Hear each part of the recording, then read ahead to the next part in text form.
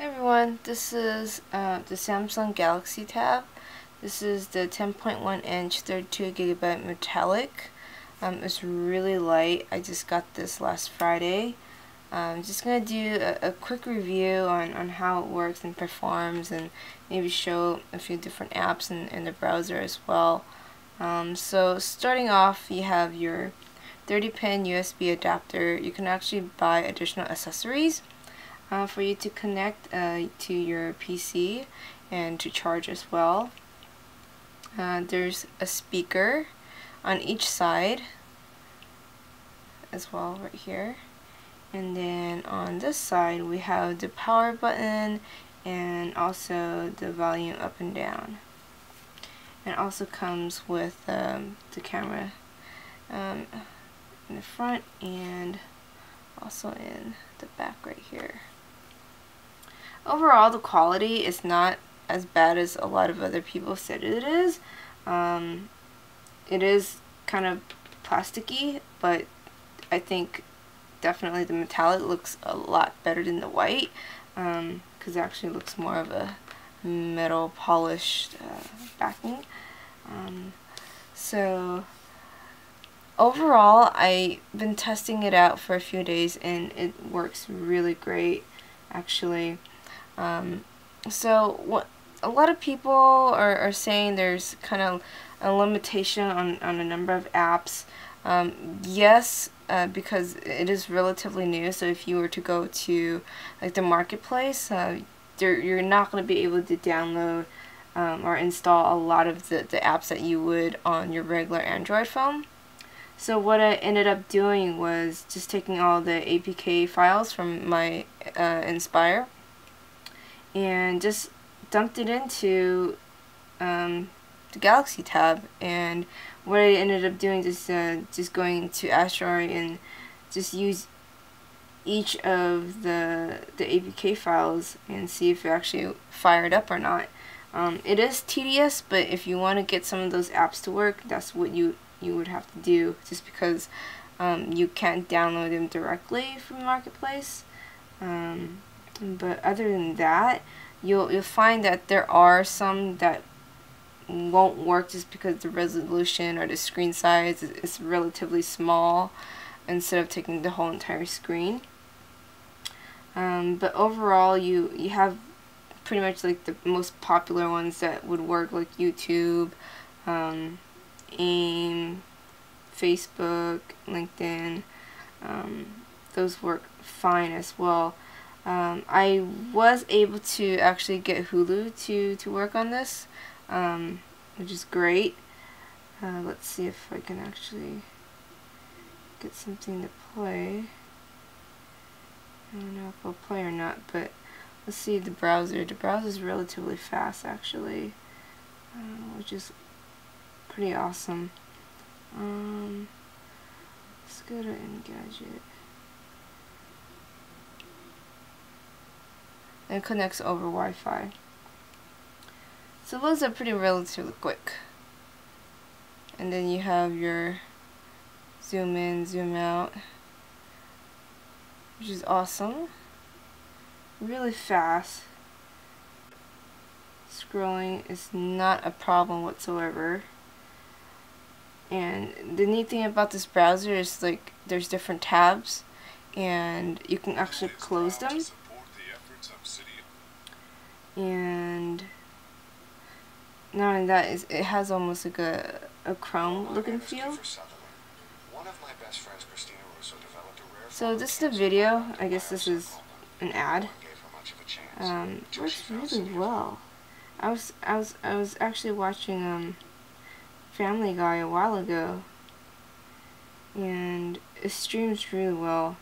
I got the instruction from XDA, and you can totally go onto there as well. This is rooted, has SU, BusyBox, and miscellaneous, thanks to XDA. The instructions, you can definitely get them from there. What else?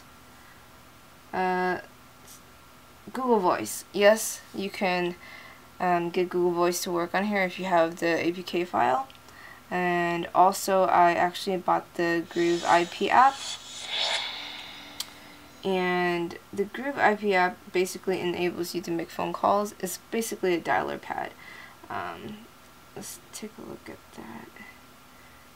Is proud to support the efforts of Oceana. Let's take a look at that. So this is a giant dialer pad. Yes, it's huge. You wouldn't put it next to your phone, obviously. But it definitely works. Let's try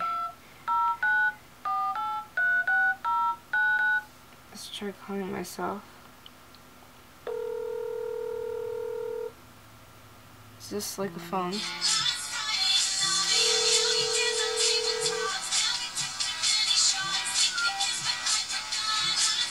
So it definitely works. It syncs up your contacts as well, which is awesome.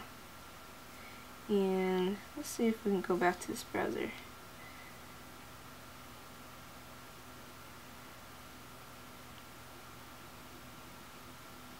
Let's see. They saved her life. City of Hope knows that 10 million people in the U.S. have cancer today, so their research is on a fast track. Okay, we don't want to hear about cancer because that's a bit depressing. But let's take a look at the other widgets. There aren't a lot of widgets available just because this is relatively new. But the one thing that's really cool is that some of the widgets are based on like a grid format, so you can actually select some of these widgets. For example, this is the Gmail, and you can actually resize them. So depending on what size you actually want, or if you want to place additional widgets around, you can definitely resize this. So I actually want to take up my whole entire screen. So you just stretch it out. There are 5 panels. You can put whatever you like. I didn't like the technology clock that they had, so I ended up just using a Fancy Widget Pro and just got like the weather as well as the time for it to work. The camera quality, I haven't tested that out yet, but I heard great things about it. The maps works fine. GPS is really fast. I actually got it to work the other day, and it works well, I would have to say. There's definitely instructions on how you can actually overclock this on XDA, so you can definitely take a look at that. Playing games, really nice. This is Angry Bird. It's loading. I put a lot of music files in here as well.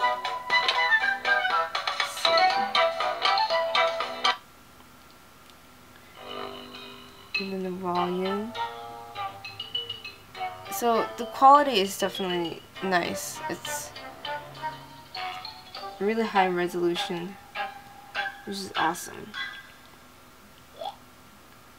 Alright, let's try to get out of there. Yes, I want to quit. But other than that, there are 3 buttons down here.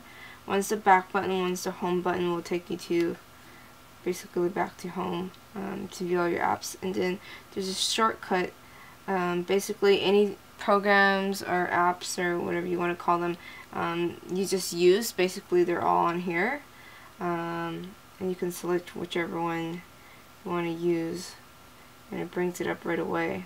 So that's kind of neat. You can definitely install Task Killer if you want to get rid of some of these.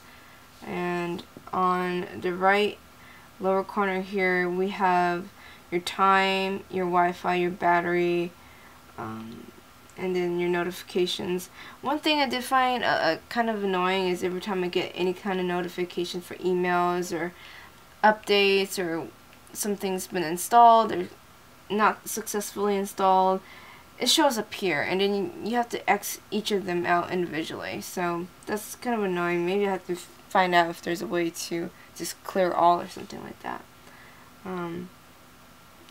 But other than that, I got it to sync up with my work email. I use Touchdown. It's a great app.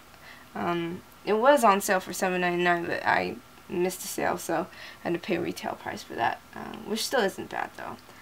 You should definitely get that checked out on their website. And other than that, everything works well. You guys should definitely take a look at it or go to Best Buy. I did get this at Best Buy. I had it on reserve. And I believe the 8.9 inch is a little smaller, maybe like an inch from each horizontally and vertically, smaller than this. It should be coming out later this fall, even though they did say summer, and summer has passed already. Well, June 21st, first day of summer, and I haven't heard any news of the 8.9, so definitely it's going to be coming in the fall, most likely. But other than that, this is definitely a very fast tablet. It definitely weighs relatively light. I did buy the Samsung bookcase cover. It hasn't come in the mail yet. I ordered it on Friday, so hopefully I'll do another review on that. But other than that, it's great, so go check it out. Thanks.